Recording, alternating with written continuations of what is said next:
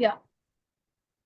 So, uh, uh, good evening, all the pediatricians who joined us today. We are delighted to welcome all the pediatricians for today's Pediatrician Pathshala Scientific Convention Module 2 and Issue 4. We are pleased to announce the successful completion of our Pediatrician Pathshala Module 1 last year, where we explore 5 crucial aspects of rational use of antibiotics in respiratory tract infections. This year, we launched Pediatrician Pathshala Module 2 and successfully covered 3 crucial topics with Dr. Keyur Mahajan, with Dr. Bhaskar Shinoy, and Dr. Bala Subramaniam. One session every month. Today, we will cover exciting another topics which will be of great interest to all the pediatricians who are present over here. I would like to hand over session to Dr. Vanmati, who is a pediatrician who practices in Chennai. She'll introduce today's eminent panelist and continue today's program. Over to you, Dr. Vanmati. Thank you, Dr. Sureka. So it gives me immense pleasure to invite you all to this webinar, Pediatric Pathshala. So this is a module 2 and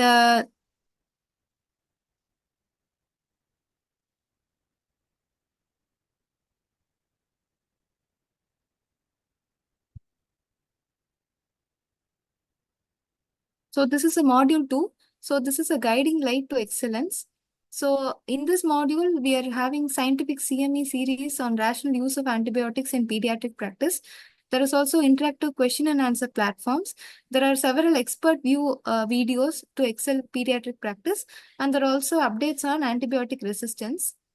So this is our Pediatric Pathshala platform. So in this, you can click the icon shown there and you can download the books available. That is a PED companion book, and there is another book on rational use of antibiotics in respiratory tract infections. And these are all the sessions that were covered previously. So in in module 1, we have covered all the videos. This videos will be uploaded in the platform and you can watch it anytime. And all the modules that were completed previously have been uploaded in this platform. And so today's session will be on upper respiratory tract infection, usual and unusual. So today's session will be, our speaker will be Dr. Jagdish Chinappa, and it will be moderated by Dr. Pramod Jog. So our speaker, Dr. Jagdish Chinappa, he is a chairman of Pediatrics, Manipal Hospital Group of Bangalore region, and he was a past president, respiratory chapter IAP 2019 to 21, and he is a consultant in Child Central Bangalore Hospital. And our moderator, Dr. Pramod Jog sir, he is a professor of pediatrics and head of family medicine in D.Y. Patil Medical College, Pune. And he was a president of IAP in 2016, and he was a former standing committee member of IPA, and he was a former steering committee member in GAVI, and he is a consultant pediatrician at Medipoint, Jupiter, Dinanath and Ankura hospitals in Pune. I hand over the session to you, sir. Thank you. I hope I am audible. Right. So today we are going to have a presentation on the upper respiratory tract infections. And these are one of the most common reasons for patients to seek medical care. And URTI, as we call them, they have a tremendous impact on the public health also. And these illnesses are typically mild, and the high incidence and the transmission rates place them among the leading causes of absenteeism from the work and the schools. And the conditions of the upper respiratory tract, they range from a common cold to a life-threatening illness like acute epiglottitis. And the majority of the URTIs are attributed to a viral etiology, with clinical presentations overlapping with a bacterial cause. And due to the non-availability of consistent rapid testing methods, the URTIs are diagnosed largely on clinical findings. And diverse causes and presentations of URTIs, they pose challenges in diagnosis and management. Most of the acute upper respiratory infections are self-limiting, and they are caused by viruses. And the role of antibiotics is limited in these viral infections. Antimicrobial therapy is indicated in the URTIs where bacterial cause is confirmed, and that's why you should know a bit of microbiology, and I'm sure Dr. Jagdish will touch upon that. So usually rhinitis is viral, rhinosinusitis is bacterial in almost 70% cases. Otitis media is almost 70% bacterial, and so on and so forth. Tonsillopharyngitis is almost always in 70% viral, and those 30% have that group A beta hemolytic streptococcus as the major cause. The antibiotics, even though majority of the causes are viral, are being rampantly used for the treatment across the world, particularly even in common cold. And this indiscriminate use of antibiotics not only causes a risk of developing antimicrobial resistance, but also leads to added cost and increased risk of adverse effects. And we have many usual organisms, unusual organisms, and there are some which are usual, but they start behaving unusually. And I always feel that each of these organisms has a particular personality. So rhinorrhea, because of rhinitis, sometimes, is a mild chap. Maybe, influenza is, it appears mild, but can take a severe form. We had COVID, which spread from rather upper respiratory to the lower respiratory tract with loss of the sense of smell and the taste. And there are so many which we'll discuss in the course of today's presentation. And it is important that we know the personality of each enemy, which is, coming in front of us. Recently, I came across one small little child who came to the OPD with a doll in the hand. This small little child had fever and cold and cough, and it was obviously viral. So before I could say that it's viral, the girl herself was speaking to the doll saying, don't worry, it is viral. So even small little children know that, these are common problems. However, earlier we were, relieved when we thought that it is viral, but these days, the days are really changing, and many times we get scared if someone said it's viral, because now we know how these viruses are taking a different shape. And that's why it is important to know that the upper respiratory infections are understood in a thorough manner. And who else but Dr. Jagdish Chinappa to explain on these. And I request all the listeners to put their questions in the chat box. And Dr. Jagdish, kindly proceed with your presentation. Thank you.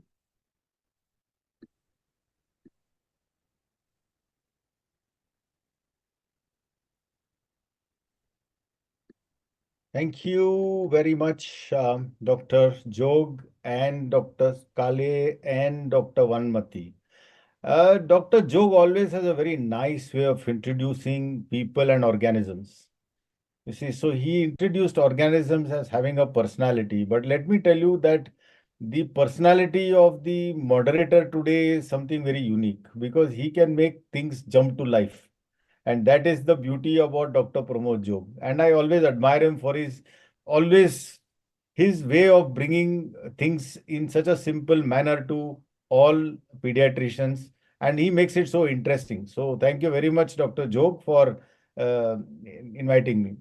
So what I'm going to do today is going to touch upon a few of the common upper respiratory infections and also look at some of the unusual things. I am not going to elaborate too much about tonsillopharyngitis and the routine things which have been taught many, many times, or rather has been discussed on forum many times. So let's start with our first thing. The upper respiratory, we must first know what is the upper respiratory tract and the lower respiratory tract, and there is a boundary between that. We all know that when you talk about lower respiratory tract, there has to be some degree of tachypnea, some degree of retractions, and some degree of distress that indicates that there is a lower respiratory tract infection. An upper respiratory tract infection characteristically involves the nasopharyngeal, tonsillar, and the laryngeal, and downwards into the bronchus and the upper part of the bronchus and trachea. So that differentiates between the two. The border is somewhere down below the subglottic area, where we would start looking at probably a lower respiratory tract infection. As Dr. Jog mentioned, the majority of infections that take place in this upper respiratory tract are viral in nature. And we know that the traditional viruses are the influenza virus, the RSV, adeno, parainfluenza, metapneumovirus, rhino and enteroviruses, coronavirus, of which we have heard a lot, Boca virus and measles virus. These are the ones which are predominate the upper respiratory tract. In addition to that, we have the Bordetella pertussis, Streptococcus pneumoniae, Neisseria, and the Streptococcus pyogenes. We also have H. influenzae, And we also have the Moraxella catarrhalis, which can cause the infections here. Now, as Dr. Pramod Jog also mentioned, it's very important for a clinician to distinguish bacterial from viral. On a clinical grounds, I mean, we know we can't do any testing so easily. So what are the methods by which we look at it on a clinical basis? A bacterial infection usually occurs in older children. It's usually localized. It's solitary in a family. You don't see multiple people in the family getting involved. It's insidious in onset, usually starts with some low-grade fever, builds up, gradual build-up, and ill-looking even when the fever abates, and there's a good response to antibiotics. A viral, on the other hand, is a younger baby. Generalized infection, that is, you have the nose, throat, bronchus, everything getting involved. Multiple family members involved. Explosive onset. In fact, we know that influenza and things like that, you can even time it, saying the child was absolutely all right till 2 o'clock and at 2:30 the child was sick. And inadequate response to antipyretics. This child doesn't usually respond to any antipyretic that you give. And that is why parents get more and more worried and want to run into giving all kinds of fancy antipyretics. But these children, when the fever abates, look well. And there's hardly any response to antibiotics. So there's a broad kind of thing that we need to keep in mind, whether it is viral or bacterial. If you find a child who's got conjunctivitis, rhinitis, little congestion of the eardrum, coughing, mostly viral. Okay. And if you find a child who has high fever, toxic looking, and who's got muffled voice, etc., bacterial, more likely. So these are some of the differentiating factors. Now, we know that viral disorders are seasonal in nature. They constitute almost 20 to 40% of all OPD visits.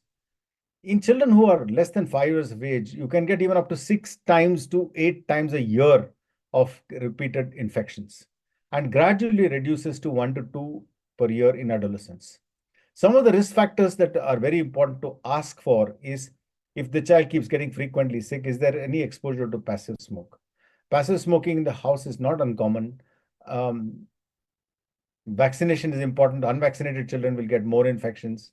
Airline travel, especially those who come from abroad, these are children who keep getting infections because of the sheer amount of microbes that they are exposed to on a plane. Then other members in the family. Then the other important matter which we should notice is that viral persistence can remain on dry areas also. We know that rhinovirus can remain 2 hours to 7 days on dry areas, and therefore fomite transmission also is important. Coronavirus is important. Now, one question which everybody will ask is, why do children get frequent infections? Well, children get frequent infections because of this beautiful immune system that we have.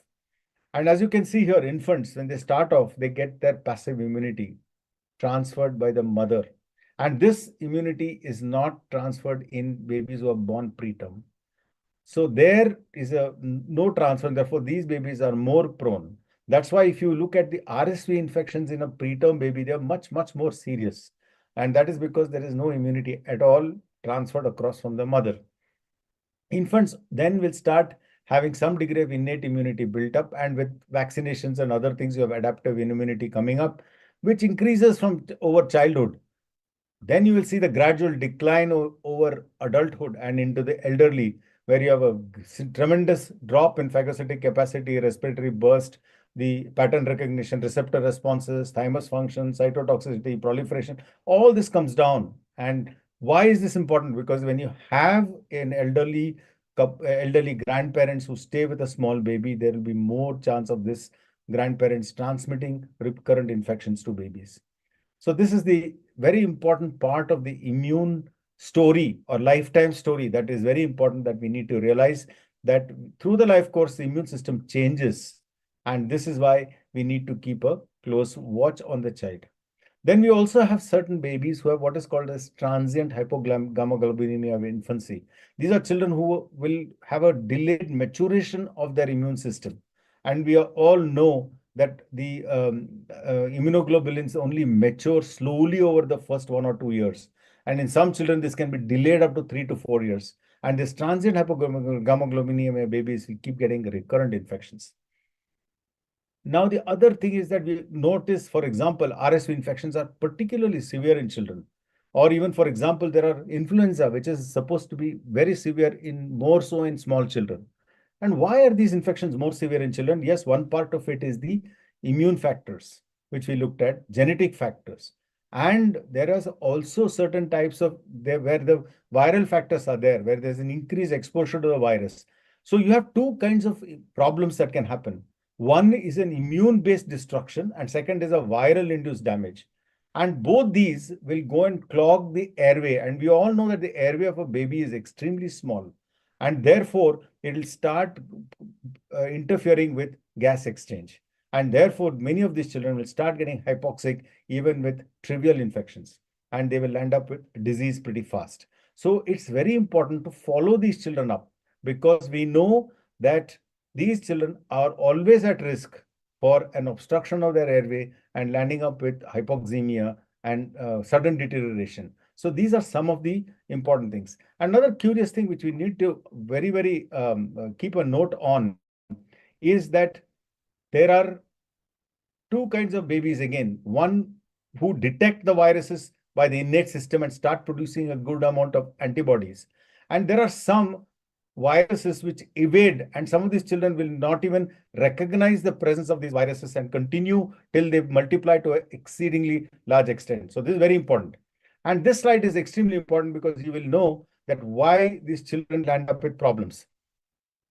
Okay, one is that there is a double damage here. One is that there is a inhibition of signal transmission there. There is a type 2 skewing is generalized, and there is a reduction in the interferon which is produced. And therefore, there is a reduced immunoregulation. So that there's an increased virus load. So therefore, if you can look here, there is both an increased immune response and an increased viral load. Yeah, that's enough for you to remember. And this will lead to what is called as a double whammy on the baby to produce a significant amount of obstruction. So now let's look at some of the things that we normally look at. As I mentioned here, and as Dr. Jog also mentioned, these viruses have predilection for certain sites. For example, rhinovirus has got a predilection for a common cold. Coronavirus starts off on top but goes right down into the lung. Adenoviruses also can do that. Parainfluenza also. As you can see here, some of the viruses are tropic. Like, for example, the parainfluenza viruses affects mainly the laryngeal area.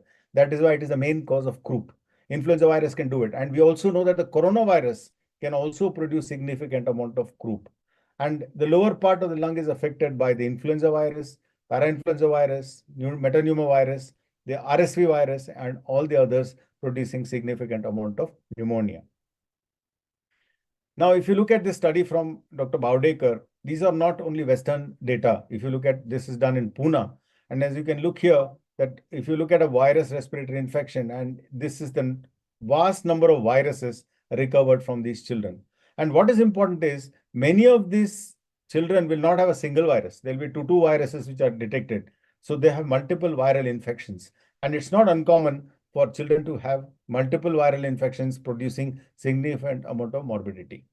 Now let's look at some of the age stratification. As the site, anatomical site stratification is important, age stratification is also important. If you look at newborns, the major viruses are three. That is respiratory syncytial virus, human metapneumovirus, and rhinovirus. And the severity can be severe, with RSV being a notable cause of hospitalizations due to bronchiolitis or pneumonia. So RSV is a major problem in newborns.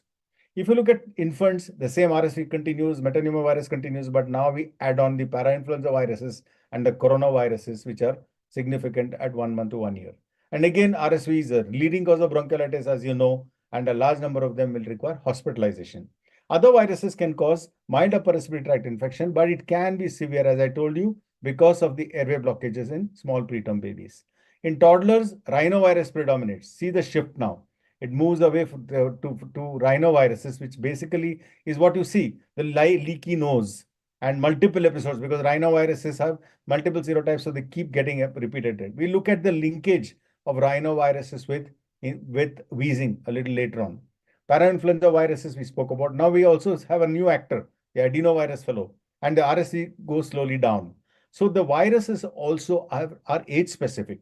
And adenovirus is, we have seen a couple of outbreaks of adenovirus last year, especially in places like Calcutta and Bangalore. And we will touch upon that a little later. And it can cause prolonged illness and lead to high fever, almost mimicking a bacterial infection. It can lead to pneumonia, bronchiolitis, and large number of complications. School-age children generally start getting immunity a little better, and they generally have rhino, influenza, adeno. Even the influenza viruses usually after the age of 5 years are milder, and basically they come up with colds. But slowly the children who have tendency to wheezing are the ones who then generally get into problems. So that is one. And then finally you come to adolescence, where infections are relatively uncommon.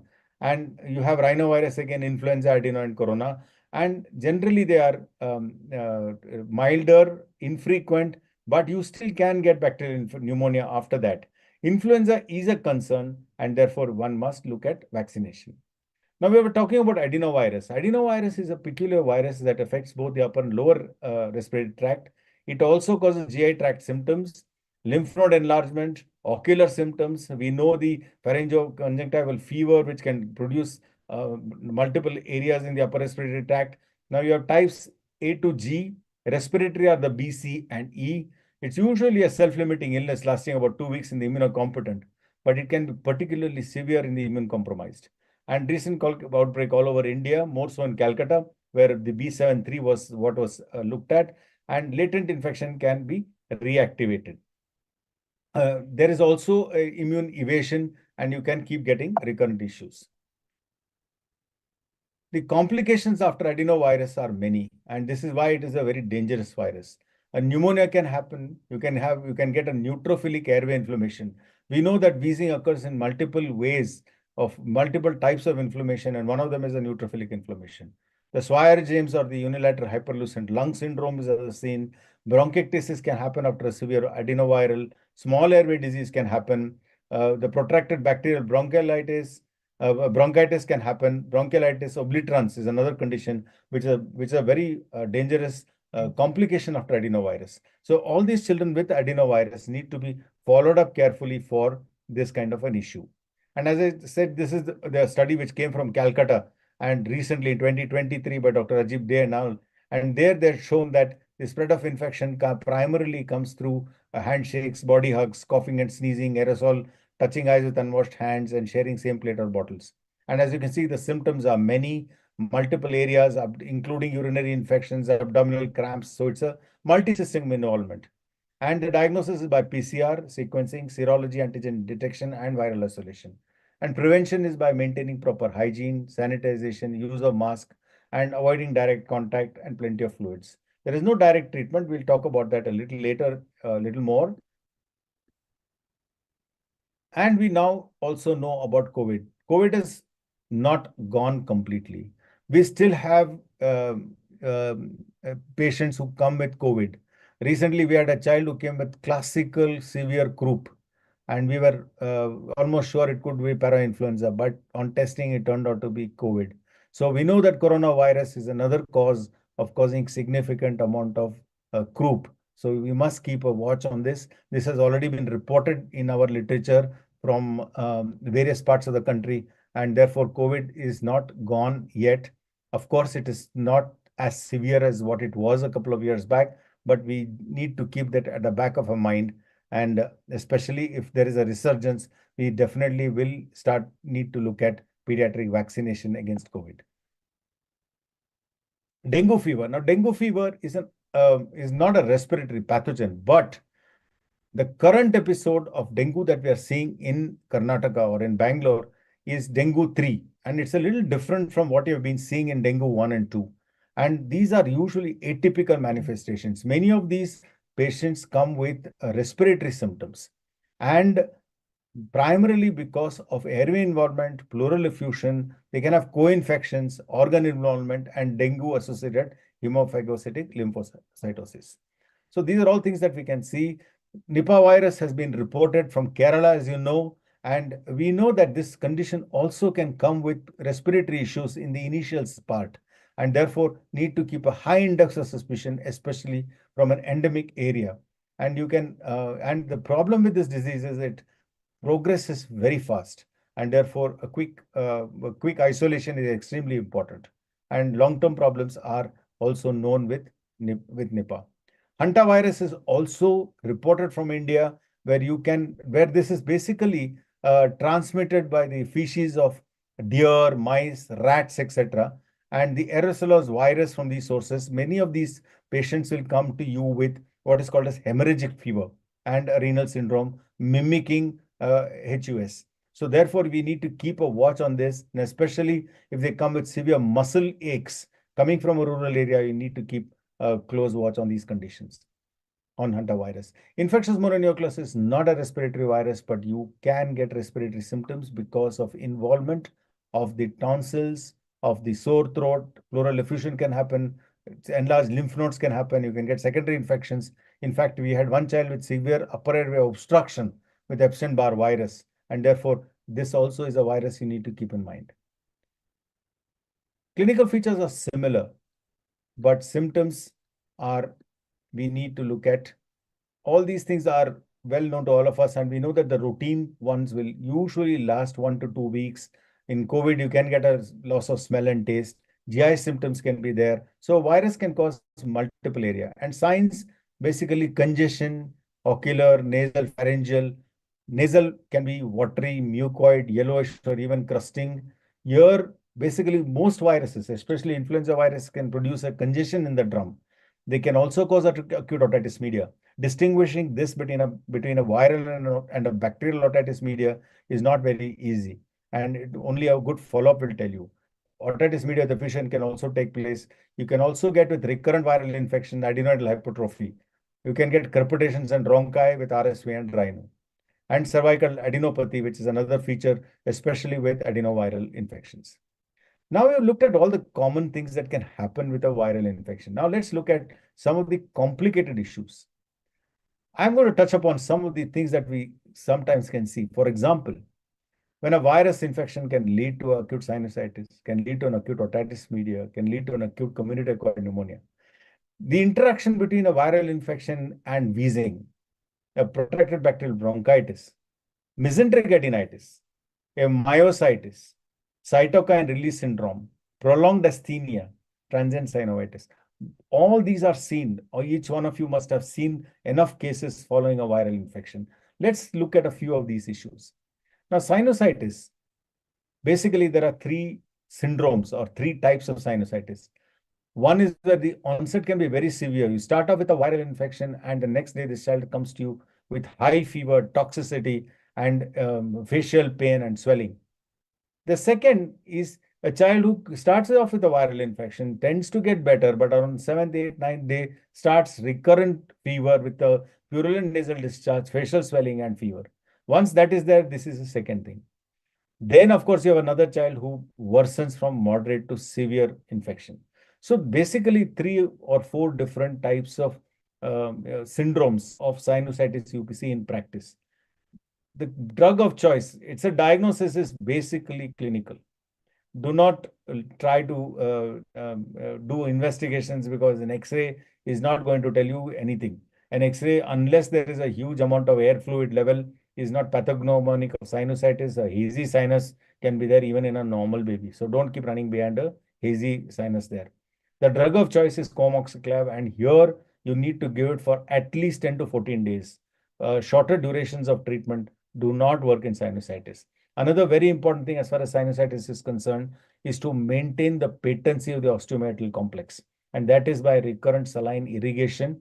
Drops may not be that good. So its irrigation is more important. And now you've got very good nasal, isotonic nasal sprays which can be used to clear the nostrils. Coming to my favorite, which has already been spoken to by Dr. Abhay Shah. So I'm not going to go into the details of acute otitis media, but just saying it can be a part of the viral infection. So if you see a child who comes with runny nose, cough, and you see a red drum, don't immediately think that it is a bacterial infection, start antibiotics. No. To diagnose acute otitis media, you need a smaller child, less than 5 years, who's symptomatic, running high fever, ear pain, and you see a red bulging non-mobile tympanic membrane, then you would probably look at it. The other type of otitis media is the one which starts off with the viral infections, 4th, 5th day comes back with severe ear pain. This is most often a bacterial infection, usually a streptococcus pneumonia, but it can be moraxella or H. influenza also. Now, of course, you can also get otitis media with effusion, with viruses also causing recurrent blockages of the eustachian tube, and a persistence of fluid. And there are, of course, now recent guidelines on when to use amoxicillin and when to use co-amoxiclav and when to use the high-dose co-amoxiclav. So all these are there in the recent guidelines. I'm sure Dr. Abhay has already looked at all this, so I'm not going to the details of this. Okay. Then we look at this. This is community-acquired pneumonia. Now, for example, if this child came to me with tachypnea and cough and, was looking sick, then I would have straight away looked at this, said community-acquired pneumonia, start with amoxicillin. This is what I would do. And if this child is hypoxemic, maybe even ceftriaxone. This, again, is a viral pneumonia. And if you can look at the study, with this classic study, which showed that the vast majority of pneumonia, community-acquired pneumonia, are viral in nature. And you can see that respiratory syncytial virus and rhinovirus are the main pathogens there. You have a very small percentage of mycoplasma pneumonia and streptococcus pneumonia. This is from children hospitalized with pneumonia.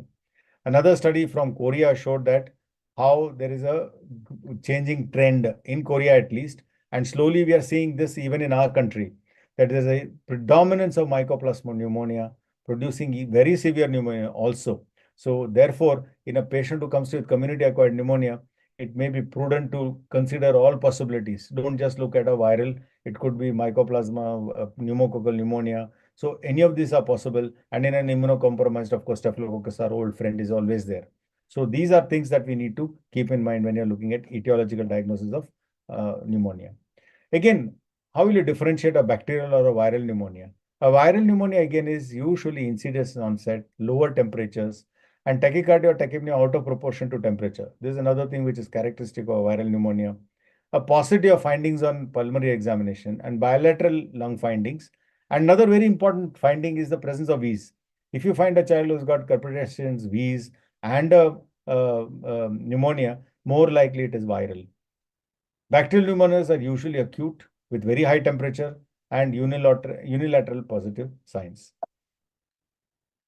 Viral associated wheezing. Now, this is a very important thing that we see in practice very often. We used to call it Valerie or whatever, but it's usually a viral infection followed by wheezing.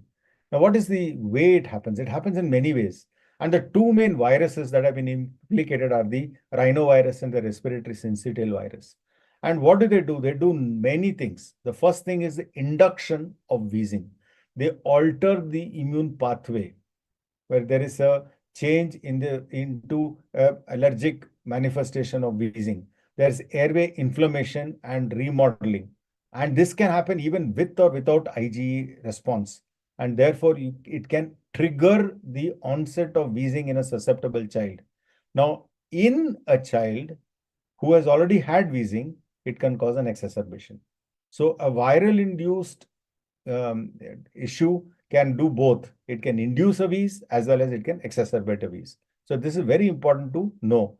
And especially if you get these viral infections early in life, then you can land up in problem. And this is a beautiful study. If you look at the wheezing in the first 3 years of life, if the child has had neither RSV nor HRV, the chance of getting asthma at 6 years is very small. But if this child has had rhinovirus infection and RSV infection in the first 3 years of life, if the child has had it in infancy, presence of wheezing at 6 years goes up almost 10 times. So there is definitely a role for viruses in producing both inflammation in terms of producing wheezing. Mesenteric adenitis is another thing which we see very often with a viral infection. Now, mesenteric adenitis is basically an inflammation in the lymph nodes in the stomach, and usually lower quadrant pain. And it can be produced by a number of viruses, adeno, entero, Epstein-Barr, many of them.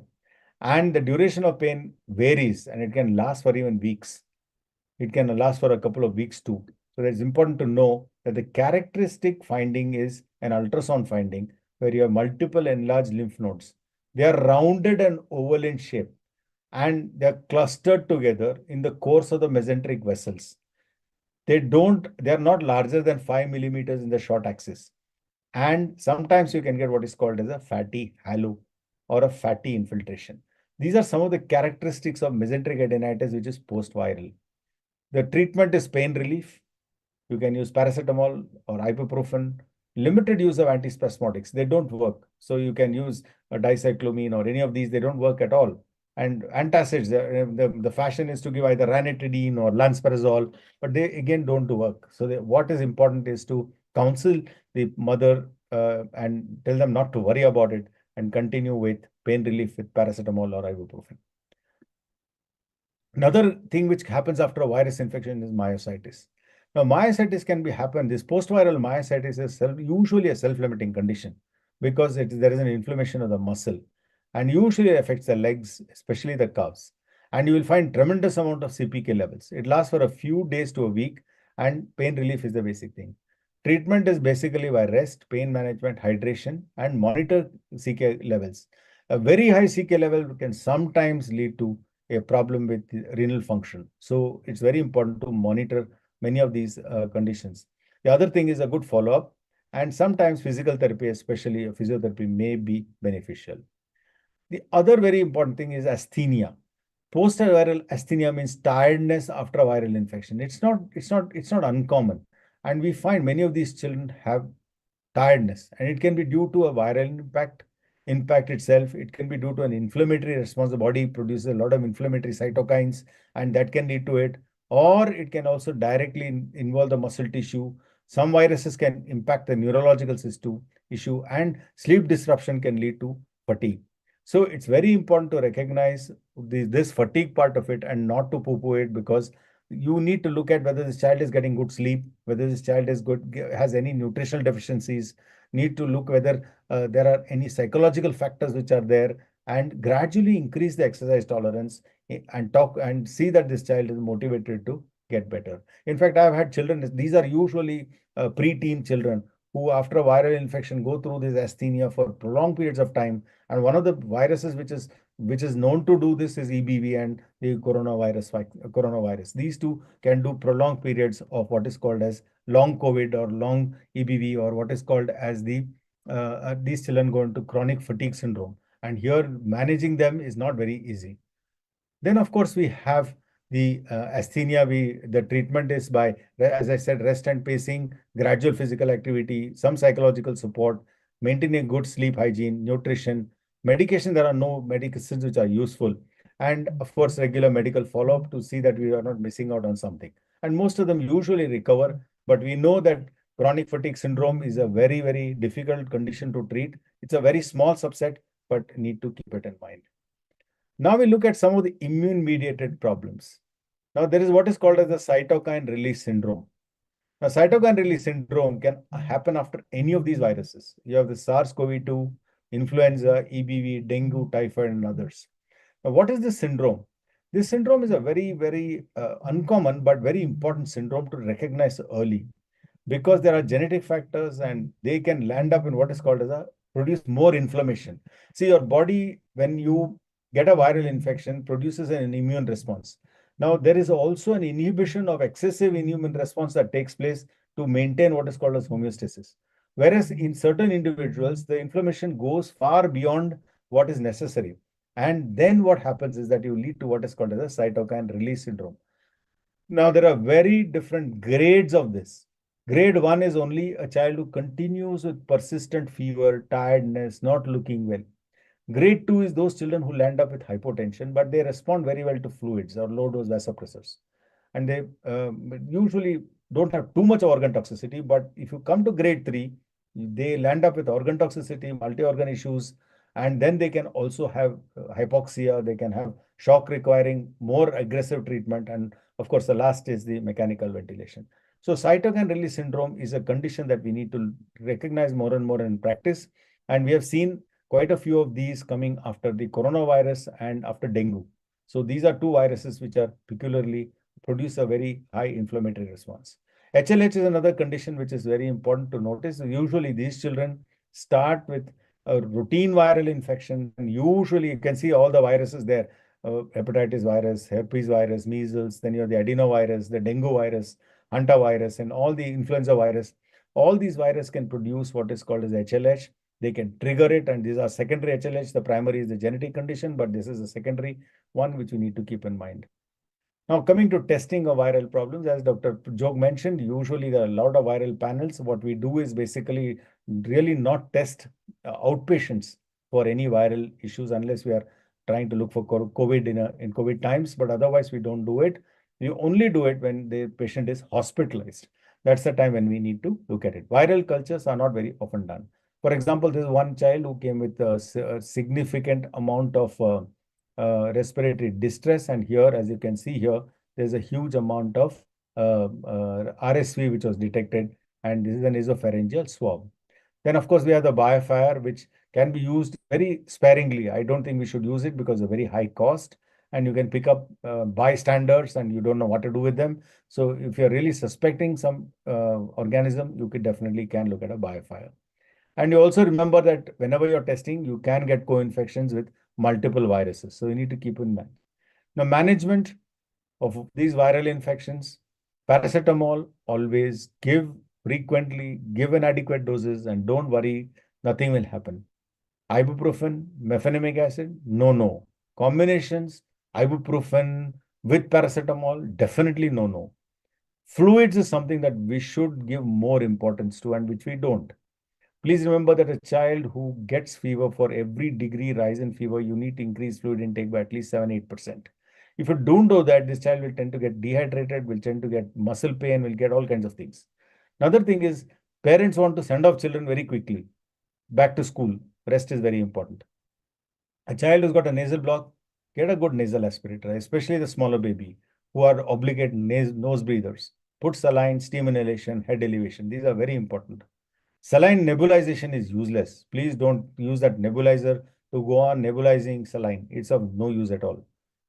Lozenges in older children, small baby, no. Definitely no. None of these are required. Don't use antihistaminics. Don't use dextromethorphan, codeine, phenylephrine. None of these are required. Vapor rub, preferably no. Please don't use all those Vicks vapor rub and this rub and that rub. All those don't do anything. Honey above 1 year can be given. This can soothe the throat. So therefore, you can give honey with little warm water frequently.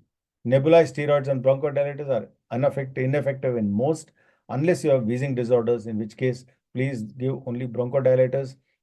If you want to give steroids, better to use a metered-dose inhaler with a spacer. Herbal, please don't use any of these herbal medicines. Zinc lozenges, adults yes, children no. Vitamin C, no effect. Vitamin D, no effect. Iron, it can reduce ARI if they have deficiency, but a normal child, no use. Then antibiotics, largely useless. Probiotics, well, some reports say that Lactobacillus GG has some effect. So you have now respiratory probiotics. Well, giving it for short duration of time is not going to do anything. For any effect, you need to give it for prolonged periods of time.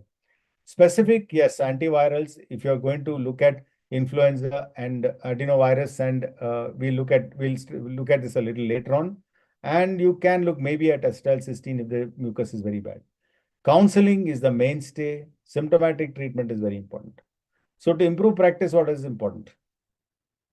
One is you need to counsel the parent that no worry about fever and anorexia. It is normal.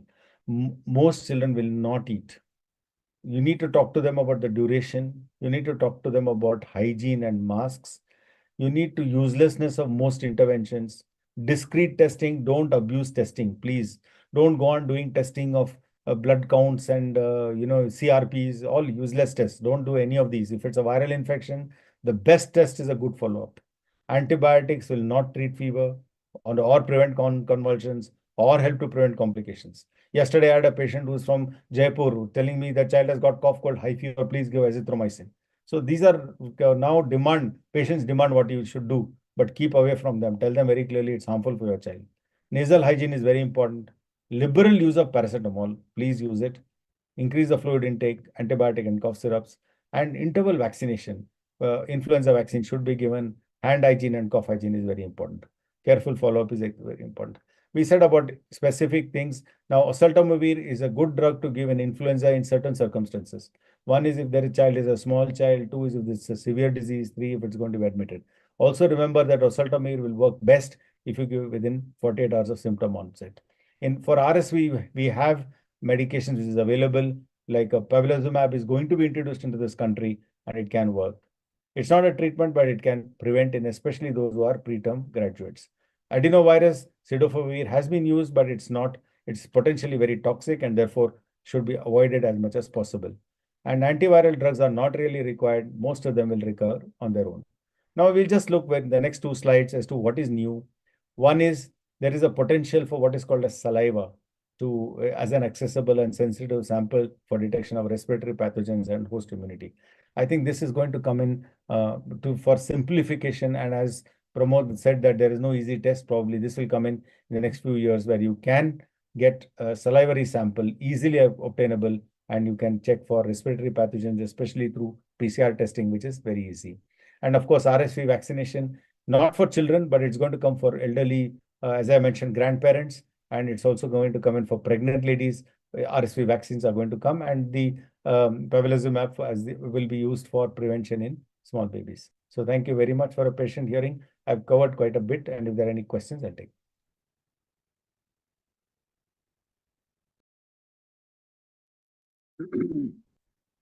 So thank you, Jagdish, for this excellent overview of the upper respiratory infections. And I'm sure all our listeners got the detailed information, starting from what is bacterial, what is viral, why do children get frequent infections, and then so nicely Dr. Jagdish elaborated the viral factors and the immune factors and the immunopathology of the airway obstruction, and the age-specific viruses from neonatal age to the adolescent age, and then the details about adenoviral infection, complications of adenoviral infection, COVID, dengue type 3, Nipah, Hanta, and that Epstein-Barr virus, and then the symptoms and signs. And I was so happy that he elaborated all the complications. We discuss about upper respiratory infections, but we do not discuss about sinusitis and its types.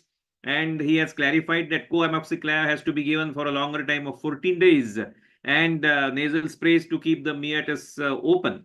And then about acute otitis media, the various aspects of community-acquired pneumonia, remembering that even organisms like mycoplasma have to be kept at the back of mind. How the rhinovirus and the respiratory syncytial virus early in infancy can increase the risk of wheezing. And then mesenteric adenitis, myositis, and asthenia as some of the complications. And then the dangerous complications like the cytokine release syndrome and its grading, and the HLH. And he has warned us not to be, the panelists. There are many who send, the investigations for doing the panel of viruses. So at least in the routine OPD, because they are costly and could be confusing. And he has elaborated about the management, the do's and the don'ts, role of parental counseling, antivirals like oseltamivir, and he has also told us about newer tests which could be done on the saliva and the RSV vaccine. So he has given a complete overview, and then there are a few questions from the audience, and one of the listeners wants to know about what is upper airway cough syndrome. So Jagdish, could you just in brief you can mention? Yeah, you are on mute, Jagdish. You are on mute. Yeah. So upper airway cough syndrome is a syndrome which was previously called as postnasal drip. It's usually a condition where there is an increased secretion and a sensitization of the cough receptors in the upper airway due to various reasons. Usually these children produce chronic cough, and the upper airway consists in these children of the secretions which come out from the nasal passages, nasopharyngeal passages, and also from the adenoidal area. So these are the ones which can produce the upper airway cough syndrome. If you look at a child who comes to you with chronic cough, defined as cough lasting for more than 4 weeks, there are 3 main causes. One is what is called as the upper airway cough syndrome. The second is a gastroesophageal reflux disease, and third is a wheezing disorder. So these are the 3 main common causes of prolonged cough. So this is one of the causes where the cough receptors in the upper airway are sensitized, and they they produce this chronic cough. Thank you. Thank you. And then one of the listeners wants to know about, the relative place of antibiotics like amoxicillin, amoxiclav, and high-dose amoxiclav in the management of upper respiratory infections. Yeah. So basically, the first thing that a clinician should ask himself is this viral or bacterial? That's the first thing that we need to look at. If it is viral, don't use any antibiotic. If it is bacterial, then what are the likely organisms? For example, if you are looking at a child who gets a ear infection or otitis media, then the common organisms are Streptococcus pneumonia, Moraxella catarrhalis, and H. influenzae. And all these will be treated very easily with standard doses of amoxicillin because the resistance patterns of Streptococcus pneumonia in our country is still susceptible varieties. In fact, today I had just a meeting at Bharati Vidyapeeth with a microbiology professor, and they had up till now in the last few years close to about 30 or 35 isolates of Streptococcus pneumonia, and all of them are sensitive. Not even one was resistant. So therefore, in a community, the standard drug for otitis media should always be only amoxicillin. When do you use co-amoxiclav? Co-amoxiclav should be used under 3 circumstances. One is if you have a child in whom you start amoxicillin and within 72 hours this child is still symptomatic with high fever and ear pain, then there is a role for changing to co-amoxiclav. The second is if you have treated this child in the past 1 month with a full dose of amoxicillin and the patient comes back with ear infection, then you need to start with co-amoxiclav. And third is a condition called otitis conjunctivitis syndrome, where the child comes to you simultaneously with an eye infection and a ear infection. So if you look, this child has a purulent eye discharge and a ear and otitis media also. This is caused by an organism called non-typable Haemophilus influenzae, and non-typable influenzae produces beta-lactamases. So the drug of choice here is co-amoxiclav. So now, which dose of co-amoxiclav would you give? In situation number 1, where there is failure of treatment of amoxicillin, then high dose co-amoxiclav is the drug of choice. If the treatment is for previous amoxicillin use, standard dose co-amoxiclav is sufficient. If it is otitis conjunctivitis, standard dose co-amoxiclav is more than sufficient. Then one more condition, one more area where you might think of starting co-amoxiclav is there is very severe otitis media in a small baby. And there you might start off with co-amoxiclav upfront. And there the treatment could be with standard dose co-amoxiclav, that is 7:1. The same. So if you ask me, please, when you're using the high dose amoxicillin combination, that is 14:1 combination, use it very sparingly. Do not use it for any other indication other than otitis media. It is a drug which is predominantly used for intermediate sensitive Streptococcus pneumonia in otitis media. So therefore, use it predominantly for that condition. So I hope I've clarified the current usages of co-amoxiclav and amoxicillin. Sure. And then one of the listeners wants to know that in community-acquired pneumonia, the American Academy of Pediatric guidelines, they say that it is starting with 80 to 90 mg per kg of amoxicillin. What is your opinion on that? Yeah, so they're right, because see, it depends on your Streptococcus pneumonia resistance patterns. In America, you have a large number of intermediate sensitive Streptococcus pneumonia, which is right across the country. Of course, even that is coming down after vaccination. After the pneumococcal vaccine, that has also come down quite significantly. So for them, since there is a high prevalence of intermediate sensitive Streptococcus pneumonia, they need to start with high dose of amoxicillin. Whereas in our country, the resistance patterns are hardly there in respiratory pathogens at least. So we should stick to amoxicillin in the standard dose. There is no need for high dose. Right. Thank you for clarifying that. And there's a last question from one of the listeners. He says that after doing the respiratory panel in the indoor patients, which are the organisms which we should take up as commensals in the upper respiratory tract, and which are the ones which we should take as pathogens? Yeah, I had given a chart as to what are the likely pathogens. Depending on your clinical syndrome, you will look at the likely pathogens. For example, if you get a rhinovirus and you get it, it may not be significant if you get a pneumonia. So I think what we need to do is, what we do at least, is to identify 3 or 4 things. One is we are very keen to identify RSV. RSV is not a commensal. So we would definitely look for RSV. The second thing we would look for is coronavirus. Third, we will look for influenza. And fourth, which is very useful, is mycoplasma. Because mycoplasma can be a big mimicker. It can mimic anything. It can mimic a viral infection. It can mimic a pneumonia, bacterial pneumonia. So picking up, in fact, recently, just last week, we had a child who came to us with just croup. And then on the third day, started with tachypnea. And this child landed up with a big effusion, failure, pneumonia, and it was all mycoplasma. So I think the thing is the high index of suspicion, especially in a child who is deteriorating in admitted patient, then you need to look at what pathogen will. Thank you. Thank you very much. So you have answered all the queries from our listeners. And I personally thank you for making this particular topic very simple, lucid, and you have elaborated the points which are usually not clarified in the discussion, particularly the immunopathology and the complications and also the detailed management. Even though it's a supportive management, you have spoken in details about the supportive management also. So thank you once again. And Dr. Surekha, you could take over and conclude. Thank you. Yeah. Thank you, sir. As we conclude today's Pediatrician Pathshala Scientific Convention Module 2 and Issue 4 on the respiratory tract infections, usuals and unusuals, we want to extend our heartfelt thanks to all our today's esteemed and honorable speaker, Dr. Jagdish Chinappa, for his insightful topic coverage and session depicted in details, RTA and all usuals and unusuals. It was an honor to have you on board, sir, Dr. Jagdish Chinappa, for Pediatrician Pathshala and making it happen today somehow in your difficult time. We thank you, our today's moderator and scientific coordinator and originator of Pediatrician Pathshala, who is none other than the joyful Dr. Pramod Jog, as Dr. Jagdish Chinappa rightly said, for skillfully guiding the session today's and always throughout for the Pediatrician Pathshala.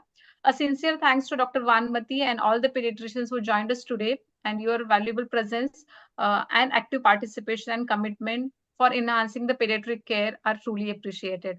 Thank you, everyone. We look forward to seeing you in our upcoming sessions next month under Pediatrician Pathshala Module 2, Issue 4, Issue 5 on rational use of antibiotics in pediatric practice. Thank you so much, everyone. See you next month. Okay. Thank you. Thank you, Jagdish. sir.